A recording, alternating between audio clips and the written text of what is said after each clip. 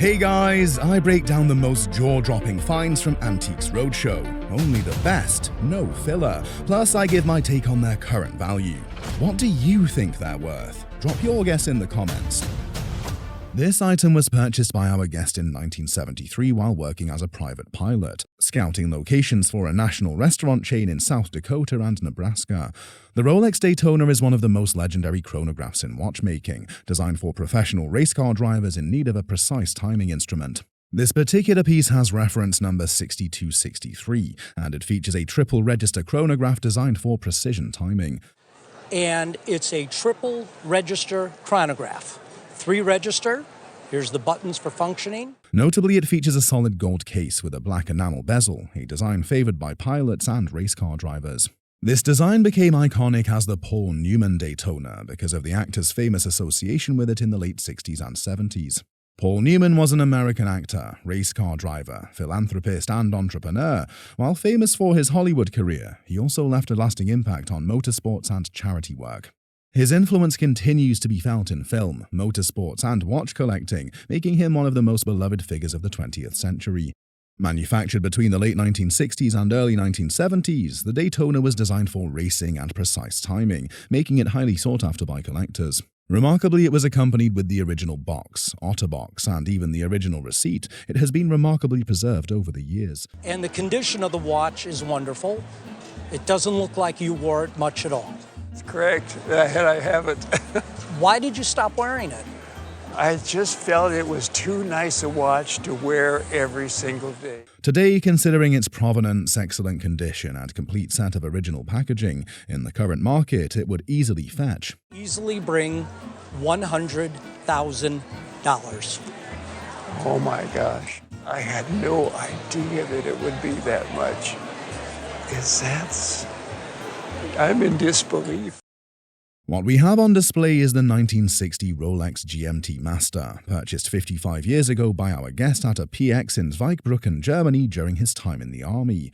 My sergeant recommended that before I came back to the States, buy a Rolex watch. Why did he do that, do you know? Well, he thought that was the best watch ever made. The 1960 Rolex GMT Master Model 6542 is an iconic piece in Rolex's history, known for being the very first GMT Master ever produced. Notably, this model introduced the world to the groundbreaking GMT function, allowing wearers to track multiple time zones simultaneously, which became a crucial feature for pilots and travelers. It features a distinctive design with a 38mm steel case, a rotating bezel with a 24-hour scale, and a black dial with luminous markers for readability in low light. Another important feature of this watch is that its reference number is printed on both the box and the paperwork, which has been meticulously preserved. Additionally, it is accompanied by the original sales receipt from April 1960, a chronometer bulletin from the Geneva Observatory showing the watch's timekeeping accuracy, the original brochure, and even the hang tags. Also, the original bracelet has been replaced, but the original, dated from the first quarter of 1960, is kept with the box. What sets this model apart is not only its historical significance, but also its functional elegance, making it a smart investment. Considering its rarity and the fact that it's in a pristine condition, this watch on its own would have a value of Would be worth today between $35,000 and $45,000. But with the complete box and paperwork, its value increases significantly and would be auctioned for Easily today, it's $65,000 to $75,000 in the market. Wow. I had no idea.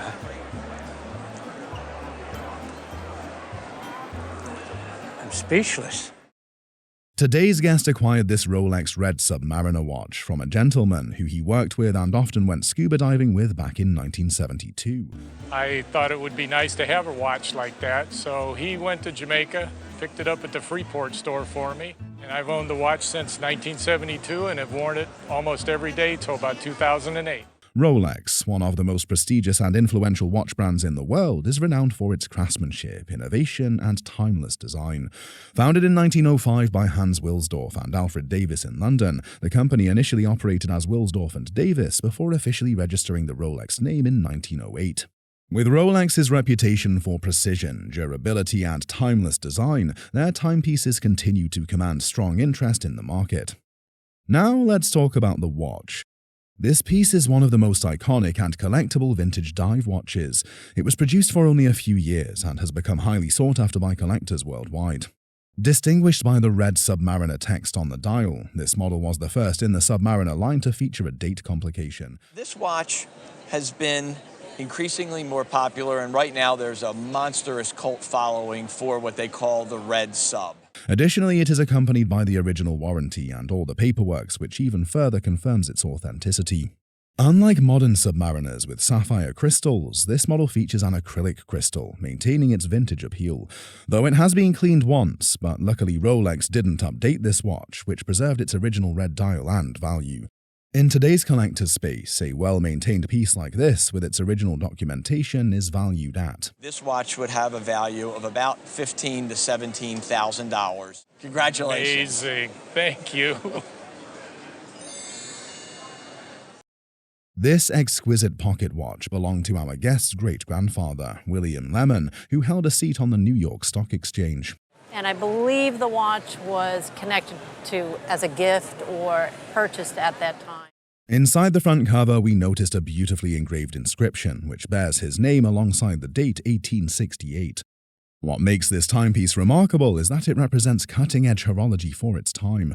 While renowned brands like Patek Philippe were producing exceptional watches in the 19th century, this masterpiece was crafted by Jules Jurgensen.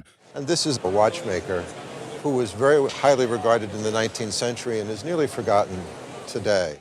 Jules Jurgensen was a highly esteemed Danish watchmaker whose name, though not as widely recognized today, was once synonymous with precision and innovation in the 19th century.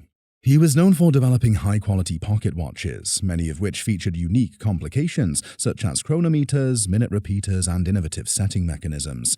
A watch of this caliber is an expensive instrument. It is accompanied by accessories such as its original box, a spare mainspring, an extra crystal, and even its guarantee certificate. One of its most fascinating features is the innovative bow setting mechanism, a signature of Jurgensen watches. We push the bow down very carefully and then turn the crown.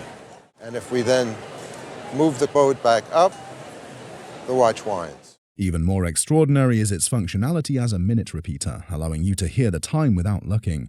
So if we activate it with the slide on the side of the watch, and I will hold it up here, you can hear it chime the hours, ting-tangs for the quarters. This piece, once underappreciated, has now gained renewed recognition in recent years. At auction, it would command a price of... They've been bringing prices between $12,000 and $18,000. That's great. Really nice. This watch has a remarkable history. It was given to the guest's grandfather in Galveston, Texas in 1896. The watch is a complete set, including its original chain and fob, which bears the emblem of the Brotherhood, produced and sold by the Ball Watch Company of Cleveland, Ohio. The Ball Watch Company, founded by Webb C. Ball, a pioneer in railroad timekeeping, was responsible for establishing the rigorous accuracy standards that transformed railroad watches. Webb C. Ball was a pioneering figure in American timekeeping, best known for revolutionizing railroad watch standards. In the late 19th century, the absence of a universal time standard in the railroad industry led to frequent and sometimes disastrous collisions. That was adopted by all railroads and railroad conductors, and a lot of accidents, trains being on the same track together when they shouldn't have been. Ball's solution was this precise, reliable timepiece with large numerals and a secure setting mechanism to prevent accidental changes. However, he did not manufacture watches himself. He commissioned them from leading watchmakers, and this particular piece was crafted by the Hamilton Watch Company. The Hamilton Watch Company was one of America's most respected watch manufacturers, known for producing highly accurate timepieces, particularly for the railroad industry. Opening the watch reveals a detailed inscription and a finely crafted movement. Unlike most railroad watches in gold-filled cases, this one is crafted in solid 14-karat gold with an engraved back. While a standard railroad watch typically contains 17 jewels for precision, this exceptional piece boasts 23 jewels, elevating its craftsmanship and accuracy. Adding to its rarity, the watch dial is adorned with the Brotherhood of Locomotive Firemen and Enginemen insignia, a detail seen on only a handful of watches. Given its historical significance, superior craftsmanship, and extreme rarity, this timepiece at auction would easily be worth. It would be in the order of $12,000 to $15,000. Terrific. Yeah. Known for its timelessness and innovative craftsmanship, this Breguet pocket watch on display today embodies elegance and precision. Cherished by our guest's family, this Breguet watch holds deep sentimental value, enhancing its exquisite design. With one of the earliest complex mechanisms still in use today, this pocket watch made circa 1935 carries historical significance. This pocket watch was crafted by Abraham Louis Breguet, whose innovations revolutionized watchmaking. Abraham Louis Breguet is a visionary watchmaker whose ingenuity and mastery continue to shape the world of haute horology. An exceptional hallmark of this timepiece is the tourbillon mechanism, an extraordinary feat of precision engineering. Remarkably, the incorporation of silicon in this watch movement enhances durability, ensuring longevity. With dedication to excellence innovation, this piece is one of the most sought after in the watchmaking industry and will be estimated to be worth anywhere from $10,000 to $18,000. Are you kidding? Nice watch. Oh, I would say it's more than nice. Oh my goodness. Initially thought to be a women's watch due to its size, this Cartier Santos Dumon watch was gifted to our guest by her husband. Spotted on his wrist in old photographs, this timeless Cartier wristwatch was identified as belonging to her husband's grandfather. This Cartier wristwatch was inspired and named after the Brazilian aviator Alberto Santos Dumon, which reflects his connection to early aviation. The aviator was very good friends with Louis Cartier, and he complained about using a pocket watch to fly with. Right. So he asked Louis Cartier if he would please make him a wristwatch, and here we have an example of that watch. Alberto Santos Dumon was a Brazilian aeronaut, sportsman, inventor, and one of the few people to have contributed significantly to the early development of both lighter-than-air and heavier-than-air aircraft. Crafted from high-quality materials, this Cartier timepiece is an 18-karat gold men's watch, showcasing both elegance and craftsmanship. Like many early wristwatches, this Cartier watch was manufactured in France, adding to its historical significance. Most likely acquired in America, this piece's signed movement further authenticates its origin. We looked at the mechanism of the movement, and the movement was signed European Watch and Clock Company, who happened to be a private label that Cartier imported watches into the United States with. The presence of a square case, visible screws, and a geometric dial showcases all the signature design elements that authenticate this timepiece as a genuine Cartier watch. Additionally, the serial number on the watch serves as a key authentication feature, verifying its originality. Another notable feature are the French hallmarks on the watch, confirming its quality and legitimacy as a genuine Cartier timepiece. There's also French hallmarks on there, which is the eagle's head. You have the original winding crown on here too, that has a cabochon sapphire. Though the Cartier signature is absent, possibly due to complete fading, the presence of other signature features ensures it remains a worthy piece. Considering its provenance, French craftsmanship, and historical significance, this watch is valued at between $12,000 to $15,000. Oh, wow, that's more than I thought. A set of 1951 science fiction lobby cards was bought by the guest in the early 1970s for around $40. Lobby cards, used to promote movies in the 50s and 60s, were typically displayed on marquees to attract viewers. Each set of these cards consisted of 8 distinct pieces, showcasing various scenes from the film. Each set included a title card and 7 scene cards, all of which are present in this collection. You mentioned that they are lobby cards. They made lobby cards even before the 50s. They've been making them for many years. And you're right, they come in sets of 8. A time fraught with anxieties about atomic power, the cards showcase scenes from a film released during the Cold War era. They also captured the film's portrayal of otherworldly beings, reflecting the fears and fascinations of the time. This film's iconic status and the lobby cards' excellent condition enhance their value. Given their rarity, especially as a complete set, and their excellent condition, the set could fetch between... So as a group, at auction, I would expect them to sell between $10,000 and $12,000 Well, I think for the set. Yes. And I love them. Oh, yes. This portrait depicts a remarkable dog named Bottoms, who was kept at Captain's Head, a farm in Scotland. Renowned for never losing a race, this distinguished dog was a cherished part of the guest family history. Passed down through generations from the grandfather to the mother, the portrait captures its remarkable legacy. Though undated, This one is believed to be from around 1830. It captures the essence of British animal art from that era, echoing the tradition of great artists like George Stubbs. And it's in the tradition of the great animal artists such as George Stubbs and continuing through artists such as Gilpin. Though unsigned and housed in a non-original frame, the painting is a fine example of English animal portraiture. This frame is likely less elegant than the frame it would have originally had. Its value at auction is estimated to be Estimated at auction between $12,000 and $18,000. Good heavens.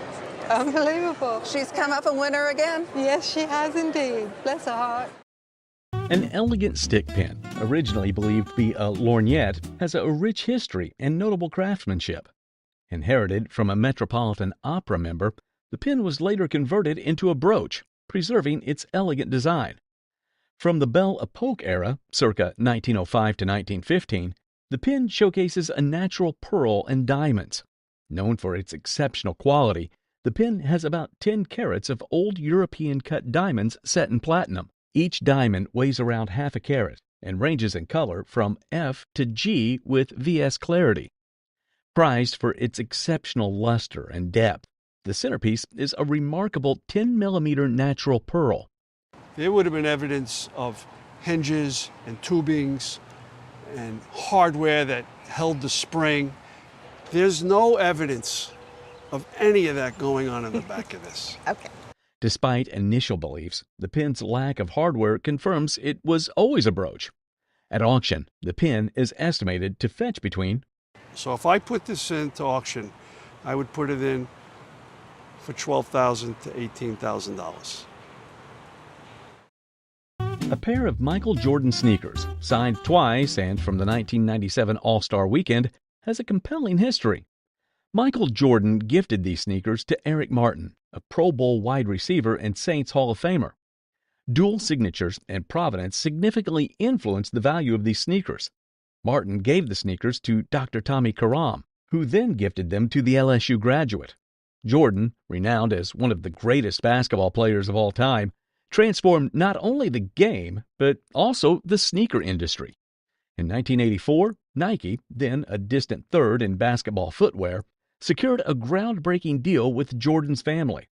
Nike offered a percentage of each shoe sale, leading to Air Jordan sneakers earning $126 million in their first year alone.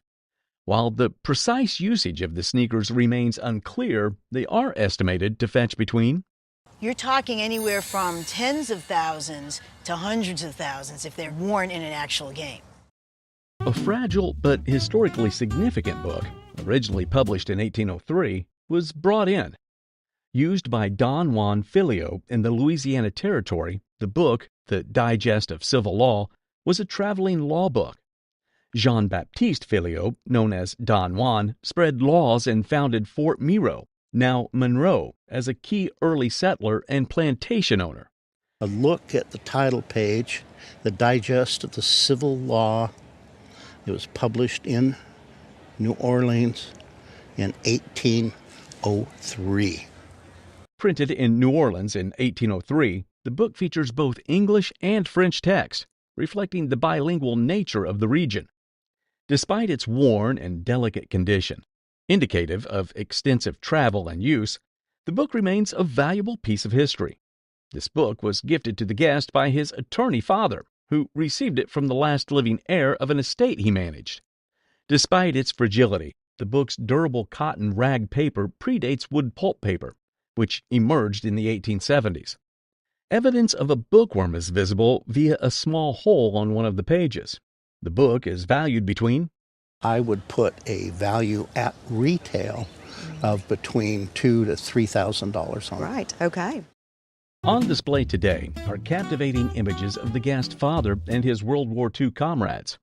Corporal Ron Cross, the guest father, was a Royal Engineer with the 2-6 Assault Squadron. He was among the troops who landed on Juno Beach on D-Day. D-Day refers to June 6, 1944, the day of the Allied invasion of Normandy, France, during World War II. It was the largest seaborne invasion in history, with over 156,000 troops landing on 5 beaches in Nazi-occupied France. Corporal Ron Cross served on a Churchill tank, a heavily armored British war machine designed for close combat and infantry support. And he said he was the guy that used to go out and come back with eggs and chickens. He said he's not sure if he got them legally or they managed to take a camera from a German prisoner and take these pictures. These photos show his tank crew, taken shortly after D-Day. He was in a Avery, which is a Churchill tank modified for the Royal Engineers. Camera confiscated from a German soldier was used to snap these photos. The guest father, Ron, and his companions were nicknamed Ron and his Merry Men. They managed to take a camera from a German prisoner and take these pictures. They were called Ron and his Merry Men. They all lived together and they were like brothers, he said, in the end. Today's item is a toy with a truly extraordinary story to tell. The guest grandfather, Corporal Richard Hubert, served as an amphibious vehicle driver in the Royal Army Service Corps.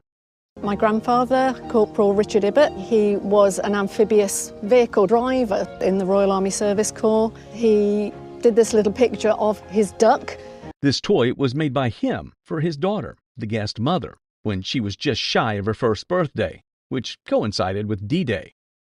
The toy is known as Manny and the Quack Quacks, a name likely coined by the guest mother. Given his role as a duck driver, Corporal Richard Hubert probably included the ducks in the toy as a personal reference. A duck is a type of amphibious vehicle used by the Allies during World War II. It is a six-wheel drive truck that can operate on both land and water. The story behind the toy is that it was built using scraps from a damaged landing craft. The story of the toy is that he made it from the wreckage of landing craft. The wood for the wheels he cut from trees, and the wire that connects everything together came from packing cases. It's deeply moving that he crafted this toy for his cherished daughter while serving on Juno Beach during wartime. Back home around the time of her first birthday is really very telling and very touching. He was just a normal man and had to do extraordinary things. A beautifully crafted tea caddy, made around 1810, showcases exquisite craftsmanship from the Federal period. Created by an ancestor for his bride-to-be, this piece features a sarcophagus form, a neoclassical style popular in that era. Complemented by darker mahogany on the top, the caddy is adorned with flame mahogany on the front and sides. It is supported by elegant Chippendale-style carved legs, a rare detail that adds to its uniqueness. Showcasing personal and skilled craftsmanship, the caddy's interior bears the bride's maiden name in elegant penmanship. Featuring a charming scene, possibly a wedding or gathering, the top panel adds sentimental value to the piece. This tea caddy reflects its owner's social status through fine craftsmanship and luxurious materials. I don't know, it could be. I really don't know anything about the scene. Yep.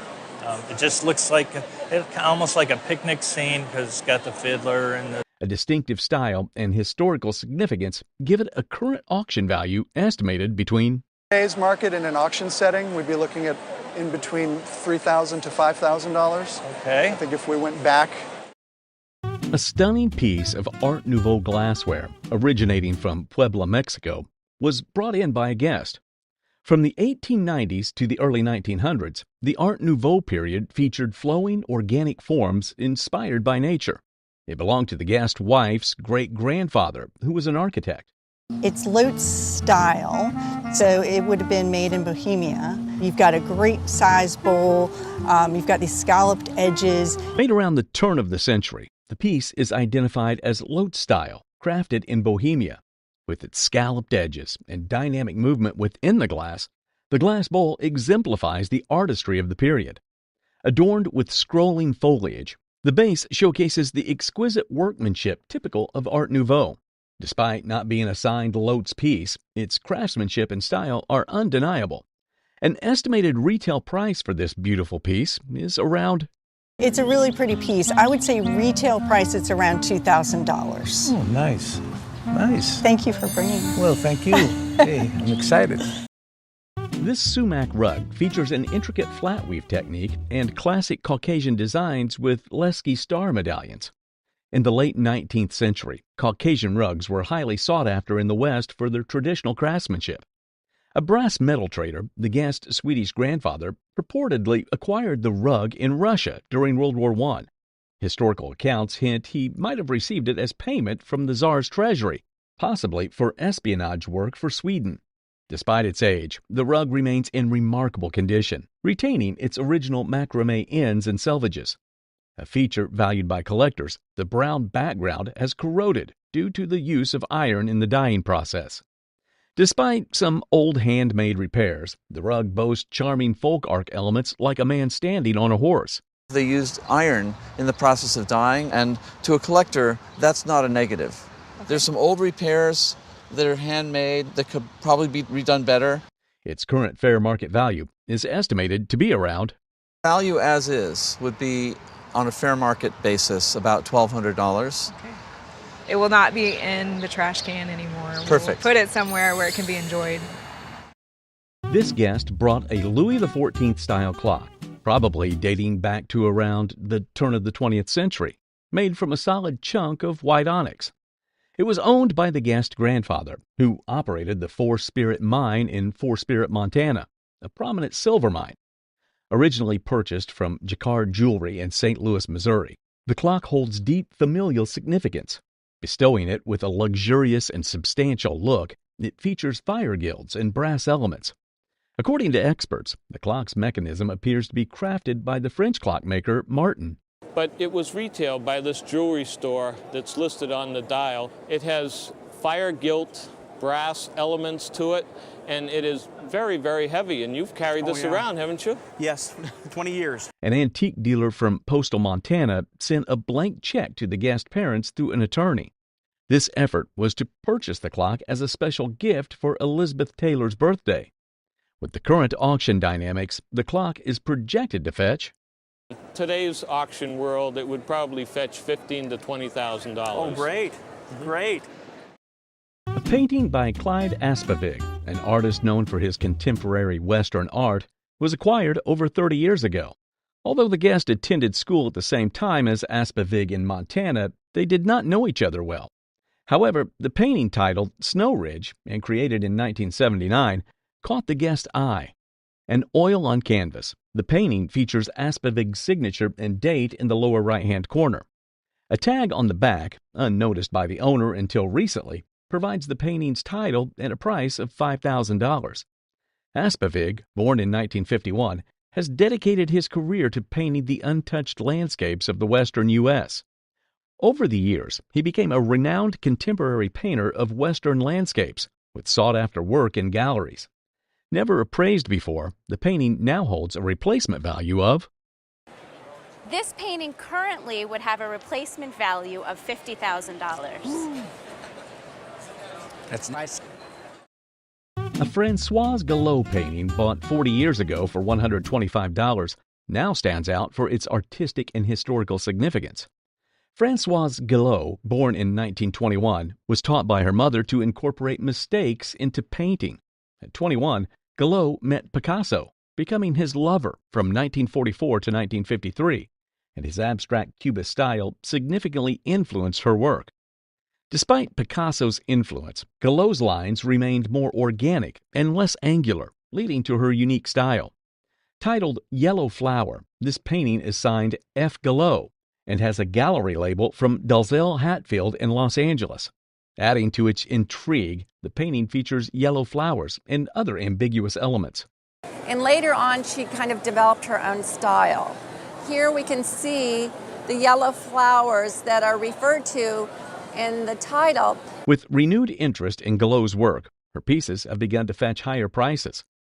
Reflecting Gilot's emergence from Picasso's shadow, this work on paper could retail for as much as...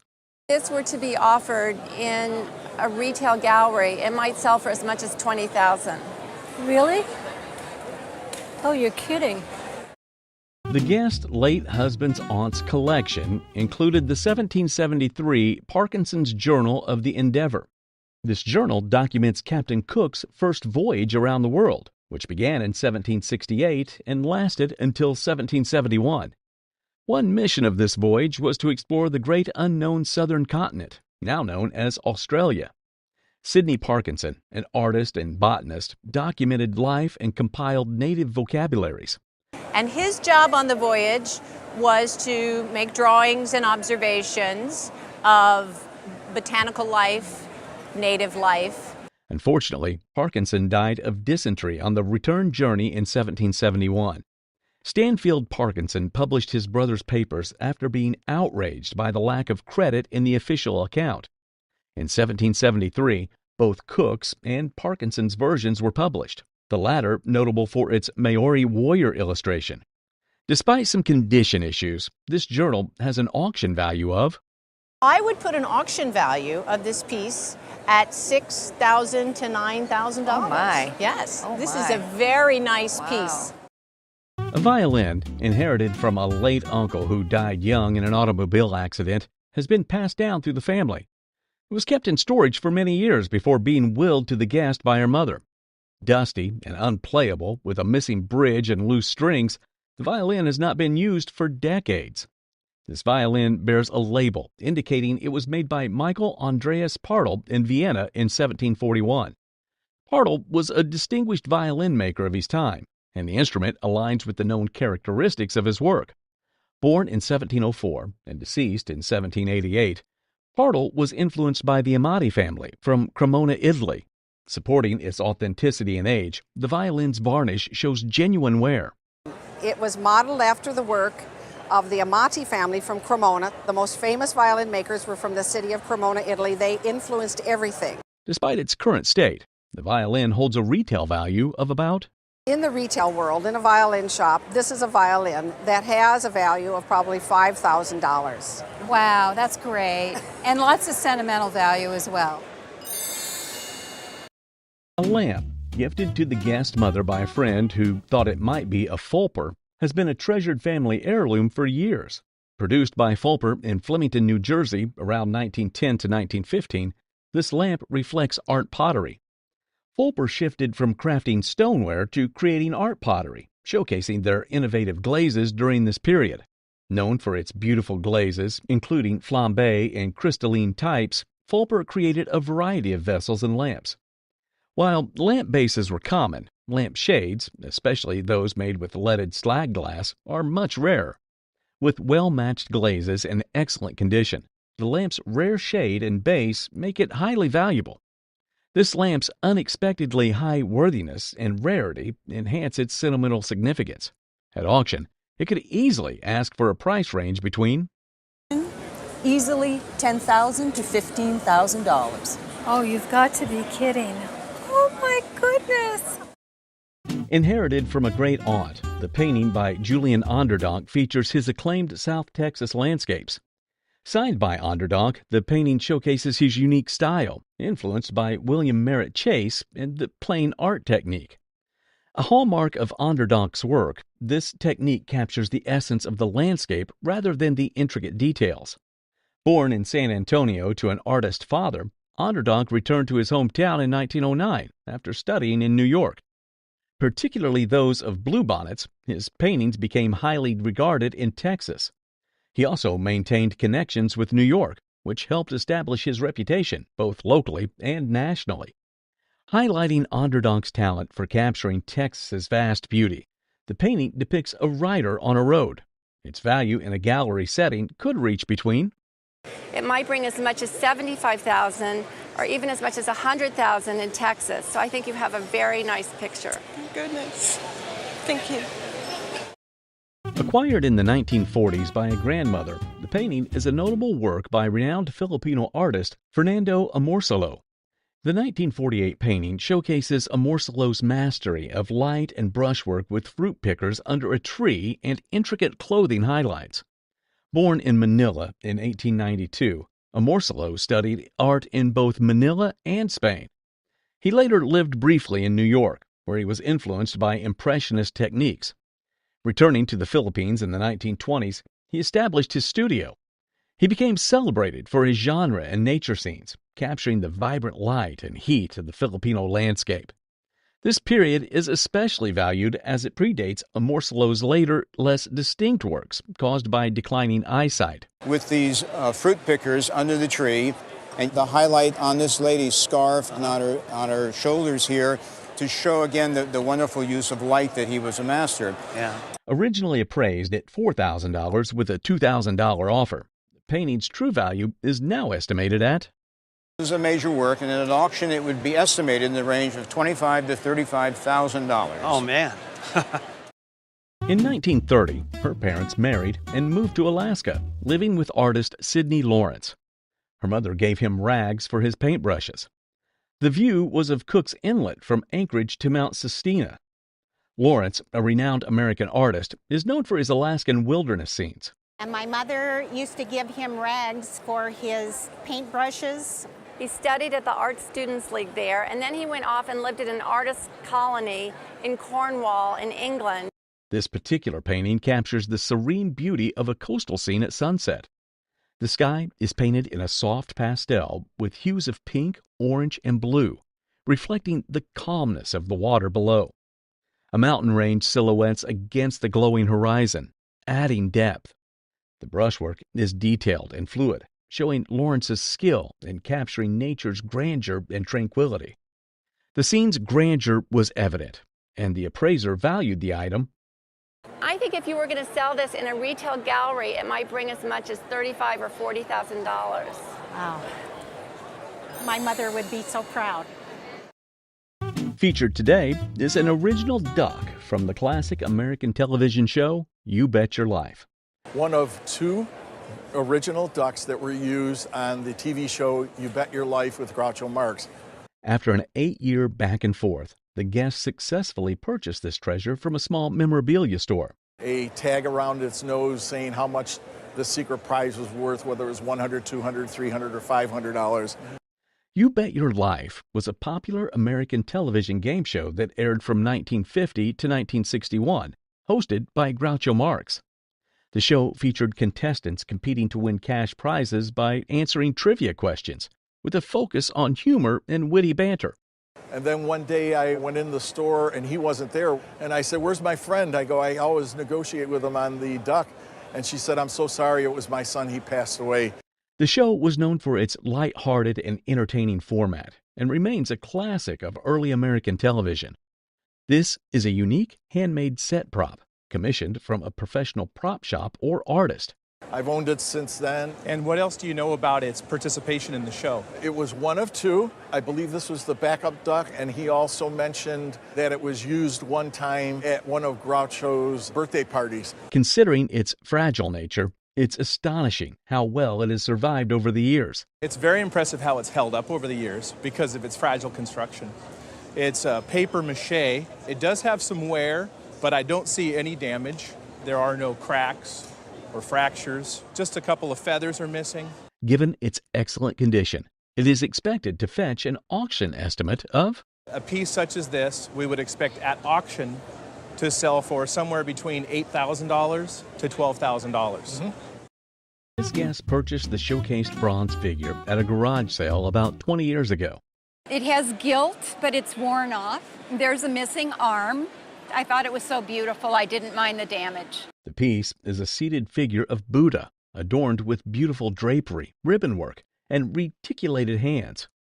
Upon further inspection, there are characteristics indicating it was made in the early 15th century. Although there is no imperial seal on this piece, we can tell that it is one of Chinese origin, judging by its qualities and design. Its base has been replaced over time. It would have originally been in the bronze form of a lotus, but now is wooden. A hand and an arm are missing from this piece, and the gildings have worn off over time. Items like this one are very popular among collectors and highly desirable. At auction, this piece of Chinese artifact, in this condition, would be worth... Very conservative retail price would be $100,000 to $125,000.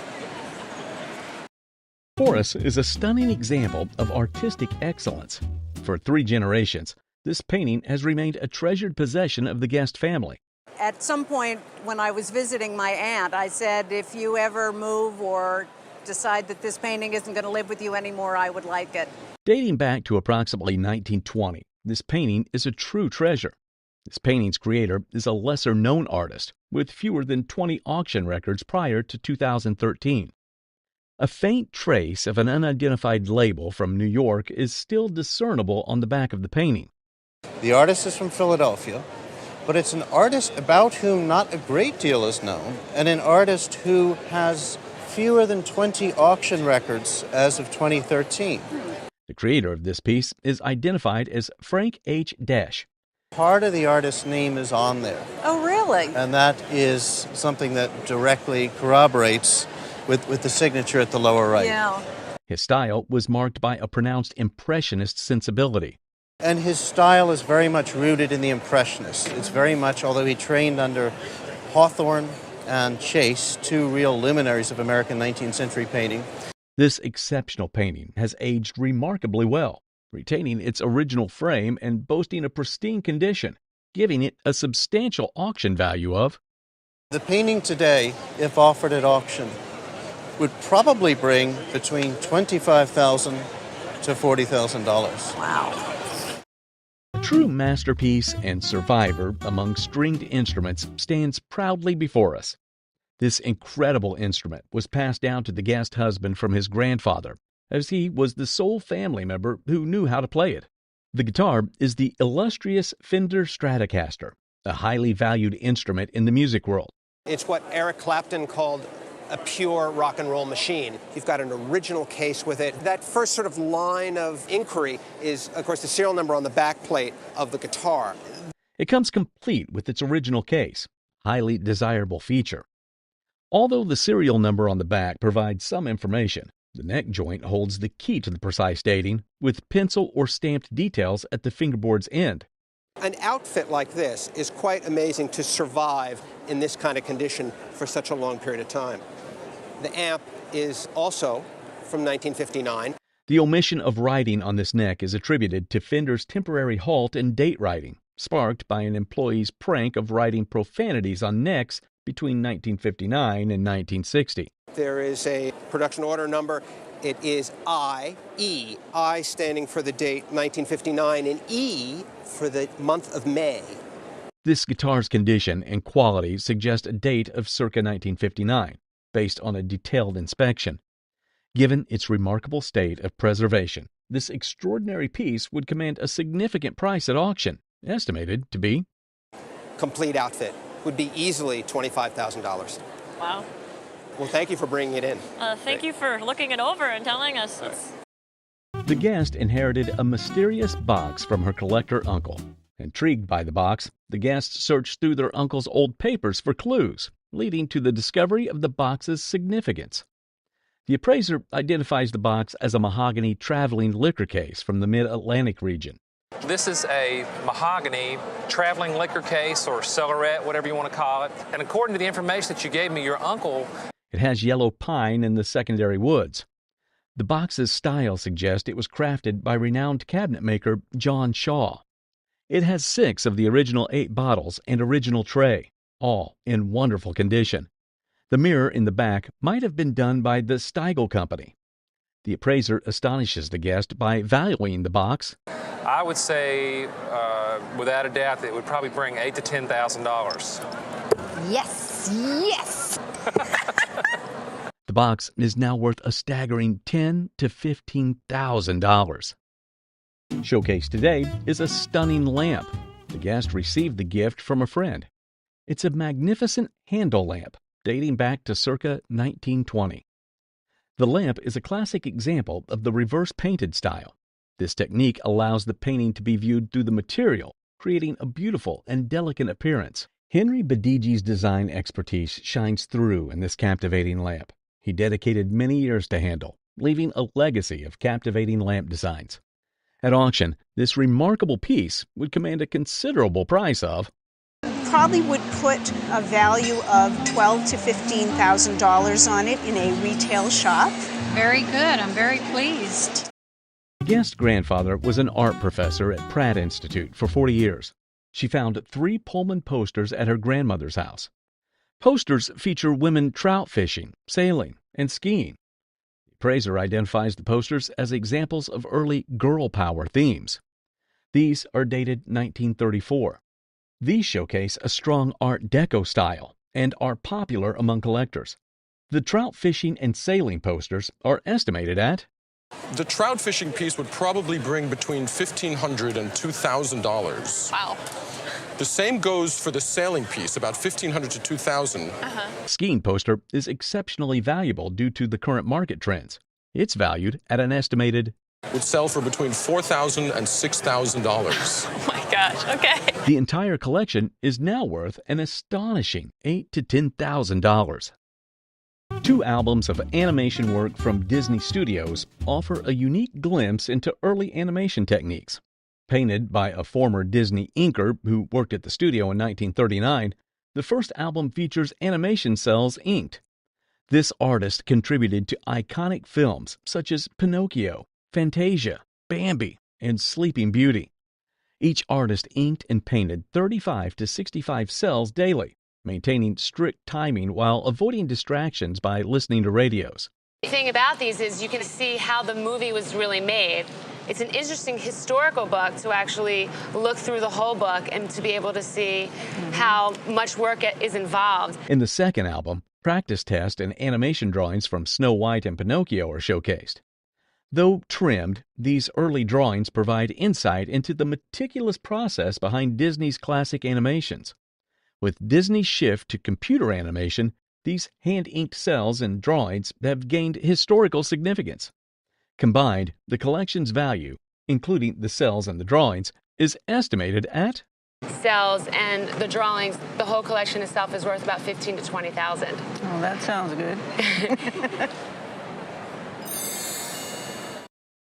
a federal tilt-top mahogany candle stand with a diamond-shaped top from North Shore, Massachusetts.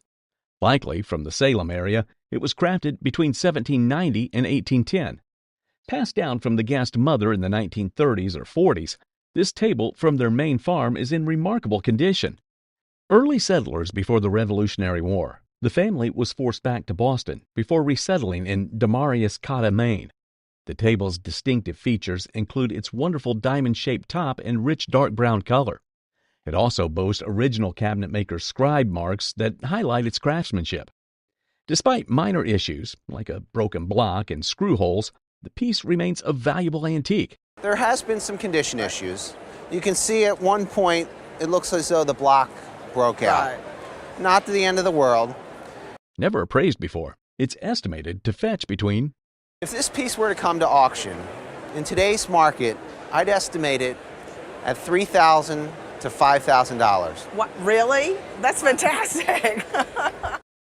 A Herman Miller desk, designed by George Nelson in 1945 through 1946, originally belonged to the guest grandparents. Known for its contemporary design, the desk exemplifies Nelson's modern aesthetic and timeless appeal. George Nelson, post-World War II, became Herman Miller's head designer, boosting their modern furniture reputation. Nelson's design philosophy of form and function is evident in the desk. It features practical elements like a file drawer, a typewriter drawer, and a leather writing surface.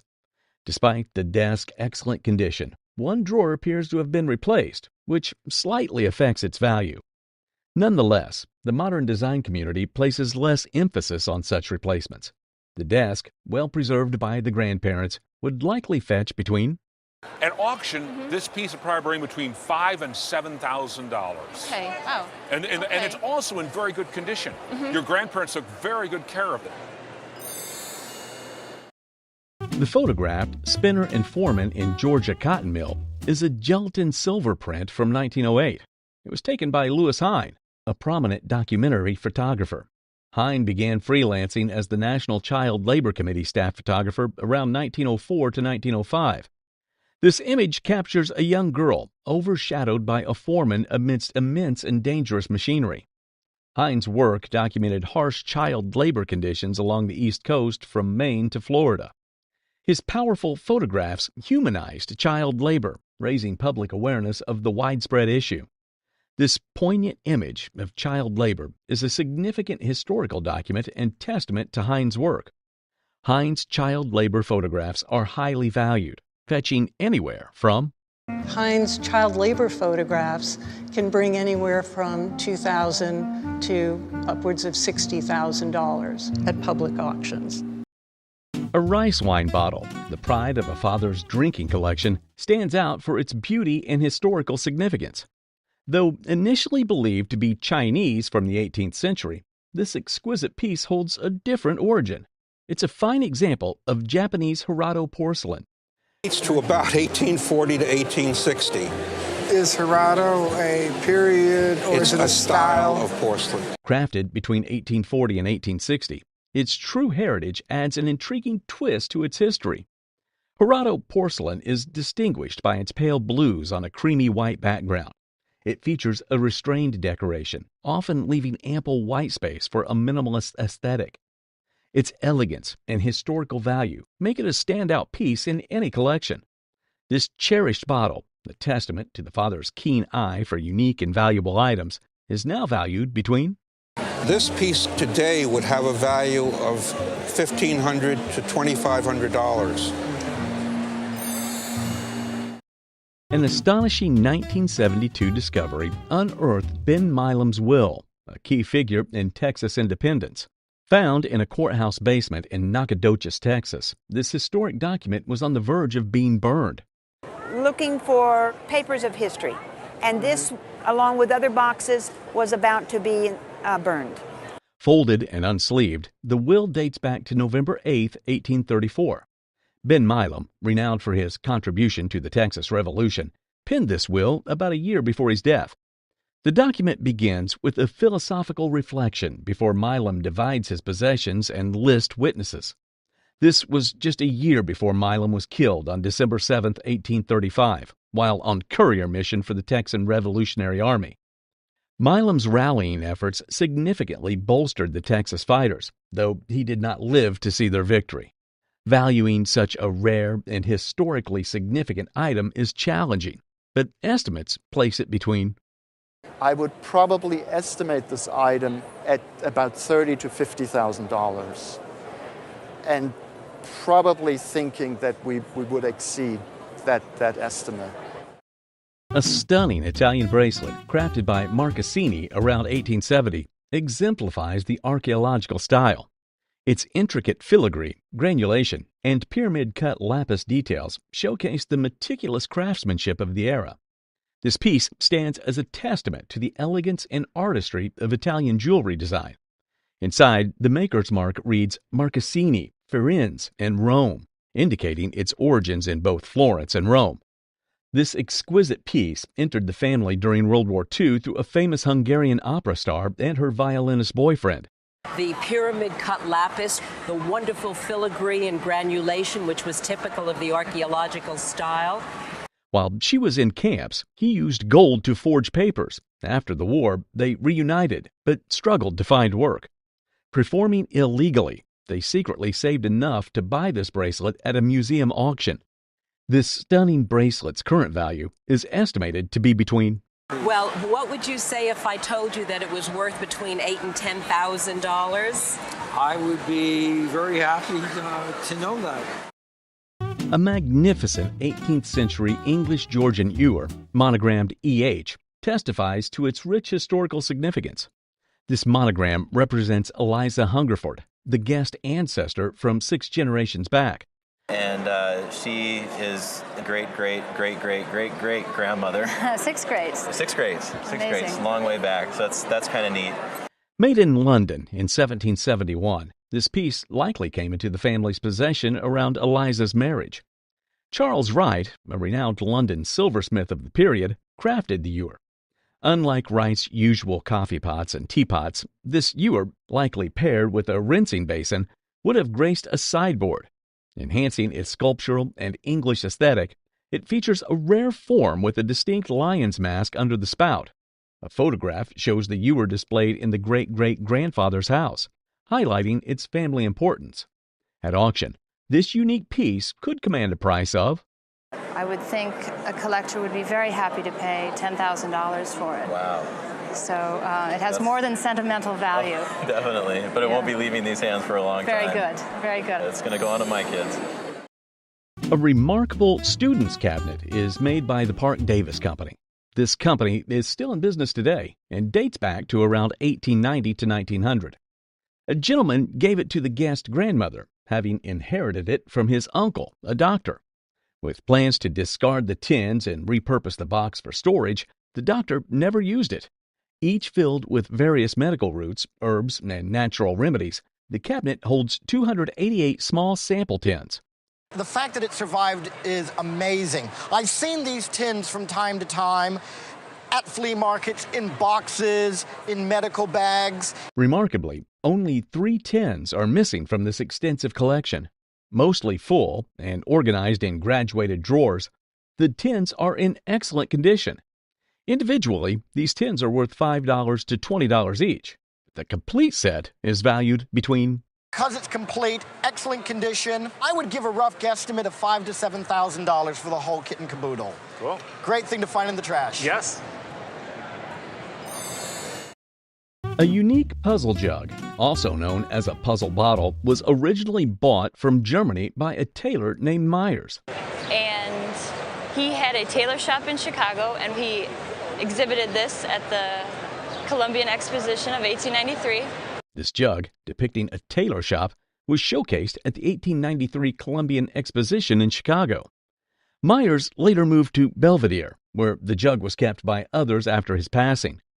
When the tailor shop closed, the Guest family acquired the piece for $5.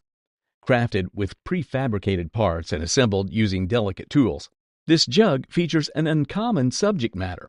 It stands apart from typical religious or Masonic scenes due to its unique representation. Dating to around 1893 and featuring a Chicago shop label, the jug is a notable piece of American folk art. Reflecting its uniqueness, its value is estimated to be between... conservatively, somewhere in the $1,000 to $1,500 range. It's a great piece, and it's unique, and I just love it, and I'm excited that you brought it in. An antique toy, handed down from an aunt and mother who began collecting in the 1940s, has garnered significant interest. This toy was made by Gong Bell Manufacturing Company from East Hampton, Connecticut. It is a nursery rhyme toy known for its bell action. As it moves, a bell rings, earning the name Bell Toy. And the reason it's called Bell Toy is because it had a bell action. As you moved it, the bell rings. This one is called Ding Dong Bell. Pussy's Not in the Well, off the nursery rhyme. Titled Ding Dong Bell, Pussy's Not in the Well, the toy features the nursery rhyme inscribed on it. It is in excellent condition, retaining its original polychrome paint, and entirely made of cast iron. This antique's pristine condition and charming history make it a prized collectible. On the open market today, it holds an impressive value, estimated between... On the open market is worth $3,500 to $4,500. You're kidding. No. Had no idea. That's great. Thank you. A collection of Native American keto bracelets, or bogards, showcases intricate craftsmanship. These bracelets, traditionally worn on the left wrist, protect against the bowstring's impact. They are crafted from silver and turquoise, with some featuring jets and corals. It includes pieces from the Navajo and Zuni tribes, dating from the early 20th century to the 1960s or 70s. Gifted by the owner's mother, the collection began with a significant bracelet, which started their interest in ketos. Maybe around 1910, 1920, and I think they go right up to about the 1960s or 70s. They are bogards, and so you would wear it on your left wrist if you were right-handed. When you pull back the bowstring and let the arrow fly. Likely repurposed from other items, the leather straps are made from commercial leather. While the more recent pieces display individual stamped elements, the oldest bracelets feature hand-stamped designs. Overall, the collection is estimated to be worth between... Altogether, I think we're looking at about $6,500, $7,000 worth of Gatos. Wow. It's a terrific collection. They're just great. Thank you. Yeah, thank you for bringing them. Fan of One Flew Over the Cuckoo's Nest acquired an autographed program for around $20 to $30. One Flew Over the Cuckoo's Nest is notable for being one of only 3 films to win the Big 5 Academy Awards. Questions about how much I love the movie. What am I going to do with the program? She told me she had the hat, and she wanted it to go to someone who really enjoyed the movie. Intrigued by the buyer's passion for the movie, The seller revealed she also had the iconic hat from the film. She wished it to go to someone who truly appreciated its significance. Initially skeptical, an expert confirmed the hat's authenticity. Provenance is confirmed by the accompanying letter, which holds the real value. Without this letter, proving the hat's authenticity would have been challenging. This stunning hat's estimated auction value would be between I would estimate it for no less than $4,000 to $6,000. I didn't expect that. Crafted by Weissenborn around 1920, this guitar features premium Hawaiian koa wood with a vibrant, flamey appearance. Bought for $100 by the guest's great-grandfather, the guitar was used by his great-aunt for radio broadcast. Designed for Hawaiian music and played with a slide, this instrument boasts grade 4 craftsmanship. It features intricate rope bindings and alternating light and dark wood pieces. Weissenborn, renowned for his meticulous wood selection, greatly enhanced the guitar's aesthetic and value. Despite the decline of Hawaiian music with metal resonator guitars, this Weissenborn guitar remains exceptional.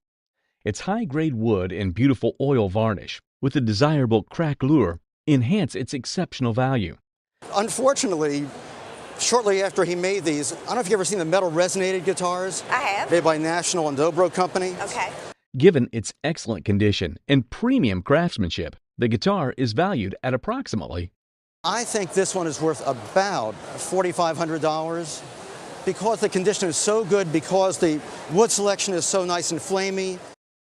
From a cherished childhood collection to a whimsical treasure, this guest intuition about these figures proves correct as we uncover their 1930s origin.